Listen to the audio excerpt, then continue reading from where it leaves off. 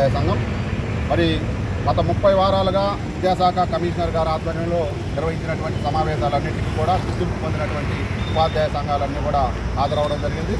ఉపాధ్యాయ సంఘాల పక్షాన అనేక సమస్యలను విద్యాశాఖ కమిషనర్ గారి దృష్టికి తీసుకువెళ్ళాం, విద్యాశాఖ సెక్రటరీ గారి దృష్టికి తీసుకువెళ్ళాం, అలాగే సాక్షాత్తు విద్యాశాఖ మంత్రితో జరిగినటువంటి సమావేశంలో కూడా తీసుకువెళ్ళాం. అయితే ప్రస్తుతం జరిగినటువంటి నిర్ణయాల ప్రకారం మనకు ట్రాన్స్ఫర్ యాక్ట్ కావచ్చు, ఇప్పుడు వచ్చినటువంటి 19వ జీవో కావచ్చు, 2021వ జీవో కావచ్చు, అన్నింటిలో కూడా ఉపాధ్యాయ సంఘాలు ఏకాభిప్రాయం మేరకు వచ్చినటువంటి మేము అడిగినటువంటి అన్ని సమస్యలను కూడా వారు పరిగణలోకి తీసుకోకుండా ఏకపక్షంగా వారు అనుకున్నటువంటి నిర్ణయాలనే చొప్పించి ఆ ఉత్తర్వులను విడుదల చేయడం అనేది మాకందరం కూడా ఒక ఇబ్బందికరమైనటువంటి పరిస్థితి ఏర్పడింది. ఈరోజు క్షేత్రస్థాయిలో ఉపాధ్యాయ సంఘాలందరినీ కూడా ఒప్పించి చేస్తున్నామని అపోహలు కల్పిస్తున్నారు. అయితే మేమంటున్నాం, ఉపాధ్యాయులను నొప్పించి ఈ రకమైనటువంటి ఉత్తర్వులను ఈరోజు ప్రభుత్వం తీసుకొచ్చిందని మేము ఆరోపిస్తున్నాం. ఈ ఉత్తర్వులను వెనక్కి తీసుకోవాలి. మేము ఏవైతే ఏకాభిప్రాయం వరకు ఒక 11 డిమాండ్లు వారి ముందు పెట్టడం జరిగింది.